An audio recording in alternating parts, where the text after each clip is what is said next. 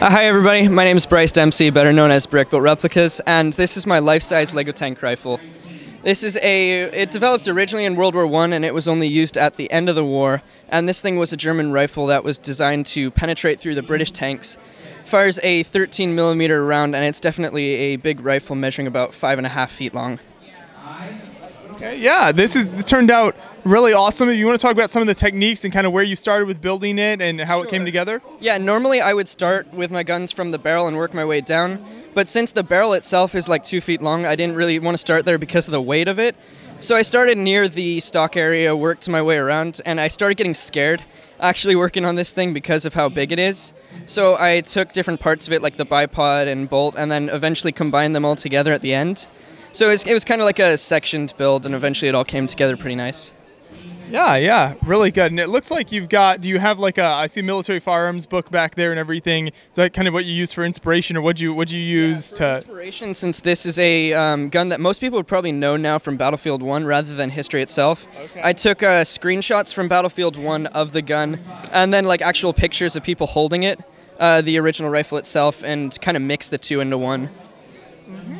Very, very cool. And so then does this break down to move at all, or is it kind of one piece? How's that work? I actually brought this thing in a gun case that I have underneath the table right now. It's pretty interesting walking into the convention with that. But the barrel is a little annoying to take off because it doesn't necessarily come off cleanly, because I had to reinforce it with all the plates on the inside.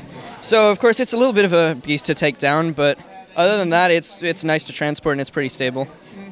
And it looks like you even do you have some ammo in there? Yeah, the 13mm cartridge is right in here, and the bolt functions as well. Okay. So I can take out the bullet really quickly if it doesn't fall over. This is the 13mm round right here. It's got the tapered silver tip at the top and the yellow at the bottom. And this will just load right into the center. And once it does, hopefully, you have to put it in a certain way or else it'll get kind of blocked. The bolt has a little key to lock it in. And once you push back on the bolt, the bullet will go in, chamber, and lock.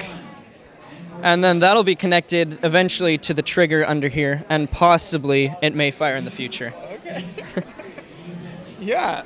Well, this is a really great build. So you do a lot of firearm builds like this then? You find that what kind of first got you interested in doing these types of builds? Well, I mean, if you guys have heard of Nick Brick, I mean, most people have probably heard of him at this point. All the Zotzi my different username, the typical gun YouTubers that you guys see out there, they kind of inspired me. I did originally start because of Zotzi, but then from there I kind of developed my own style. Most people tend to do like me as well with the Overwatch weapons and the Call of Duty weapons. This is the first time I've ever actually like transitioned into some of the World War I stuff, and I thought it'd be kind of nice to bring into this convention for a different kind of look to it. And this is basically my first World War I or II weapon I've ever done, since they mostly tend to be futuristic. I mean, I can even stand it if I have to. But there, hopefully nothing falls out on me, because that's almost exactly as tall as I am. Yeah, that's Bryce.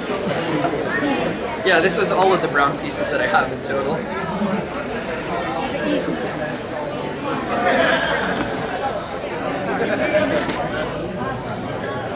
Just like with the barrel and everything just falls apart.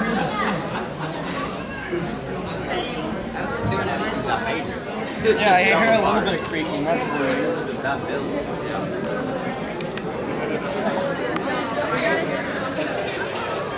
Mostly it looks nice and sturdy. Yeah, the bipod's just a little bit unstable because it's angled backwards. So if I split them open, it rotates back just a little bit, and I get worried because if it goes any further forward, I guess the whole thing will collapse.